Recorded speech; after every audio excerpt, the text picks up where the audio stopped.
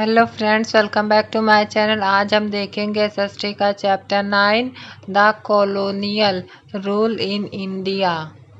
यह part first है इस चैप्टर का। The transition of India from the medieval to modern period, the advent of European powers in India and their hegemony in the Indian subcontinent. Trading companies from Portugal, Holland, England, France and Denmark set up their trading centers in India, in different parts of India. ये सब trading companies थी जो कि set up their trading centres, इन्होंने अपने trading centres को set किया था इंडिया के अलग अलग पार्ट्स में। However, it was the British East India Company which established its political and economic control over most parts of India. इसमें से ब्रिटिश ईस्ट इंडिया कंपनी थी जो कि स्टेबलाइज्ड स्थित कर चुकी थी अपने पॉलिटिकल, राजनीतिक और आर्थिक कंट्रोल को ज़्यादातर पार्ट्स में इंडिया के। देयरफॉर इस प्रकार on the political system of India, India का राजनीतिक system, a new power emerge by the second half of the 18th century.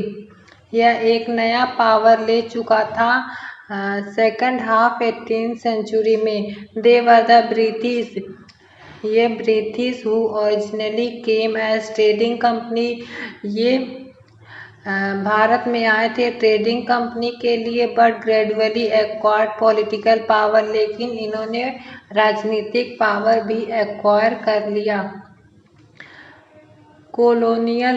Colonialism is a system of domination where a powerful country controls and exploits the resources, peoples and territories of other nations for its own benefit. कोलोनिज्म एक system है जिसमें powerful country control कर लेती है दूसरे regions और territories को of other nation, दूसरे नेशंस के अपने बेनिफिट के लिए, अपने लाभ के लिए। Colonialism in India, one of the most significant chapters in Indian history. यह इंडिया का बहुत ही महत्वपूर्ण चैप्टर है इंडियन हिस्ट्री में। Mark a period of European domination and imperial control over the Indian subcontinent. इन्होंने यूरोपियन डोमिनेशन कंट्रोल कर चुके थे इंडियन सब कॉन्टिनेंट पे।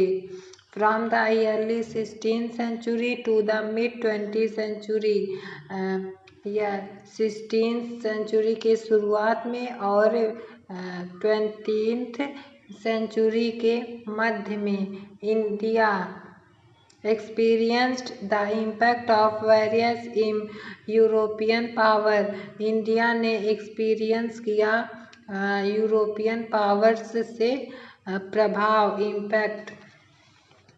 Most notably the British who gradually establish their colonial rule over the region. उसमें से जो British थे उन्होंने इस्टेब्लिश कर लिया कॉलोनियल रूल इंडिया में। This era of foreign influences left an unforgettable mark on the social, economic and political aspects of the country, shaping its density for generations to come. From 1600 to 1757, the East India Company was a trading body. 1600 से 1757 तक जो east India company थी वह एक trading body थी। It brought European goods and precious metals to India and sold the Indian goods like cloth and spices to European countries. यह India से European countries India से गुड्स सामान को और प्रीवियस कुछ महंगे महंगे मेटल्स को धातुओं को इंडिया से खरीदती थी और उसको सोल्ड करती थी and sold the Indian goods और इंडियन गुड्स को सोल्ड करती थी जैसे कि क्लॉथ और स्पाइसेस टू यूरोपियन कंट्रीज में। The prime source of profit in this trade was selling of Indian goods in foreign countries.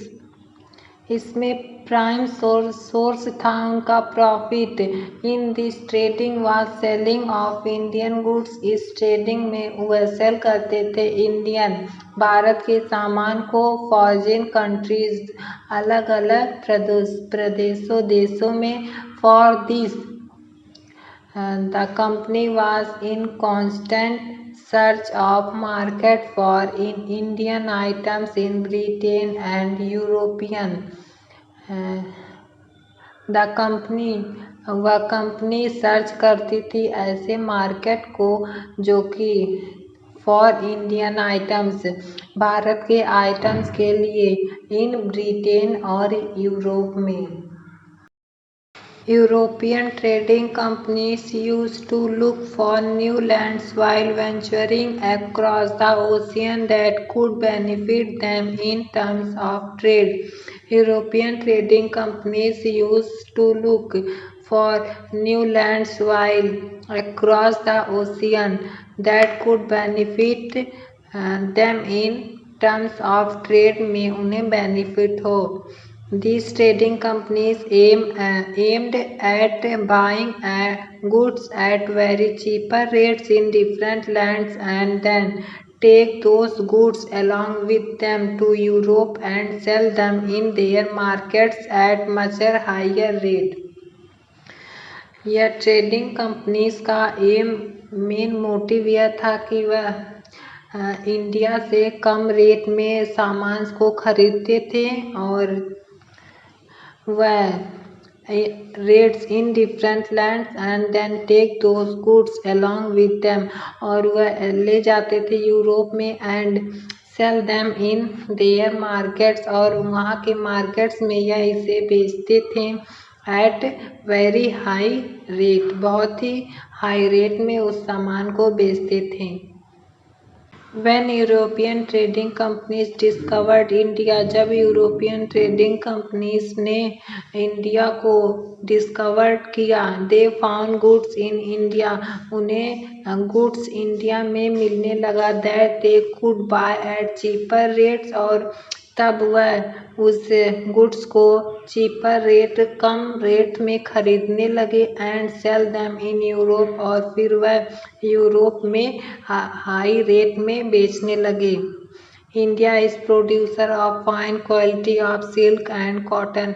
India producer था अच्छी क्वालिटी के सिल्क और कॉटन को प्रोड्यूस करता था and both products have a large market in Europe और इन दोनों products का मार्केट में यूरोप के मार्केट में बहुत बड़ा मार्केट था इस सिल्क और कॉटन का। Spices like clove pepper cinnamon and cardamom were produced in India. यहाँ पे स्पाइसेस क्लोव पीपर काइनामोन और कार्डामोम यहाँ पे प्रोड्यूस होते थे स्पाइसेस में इंडिया में। All these spices were in great demand in Europe. इन सब स्पाइसेस मसालों की ज़्यादा डिमांड थी यूरोप में। With the discovery of new sea route जब साथ ही नए रूट की डिस्कवरी हुई via the Cape of Good Hope by Vasco da Gama a Portuguese explorer in 1498. Trade increased and many trading companies came to India and established their trading centers.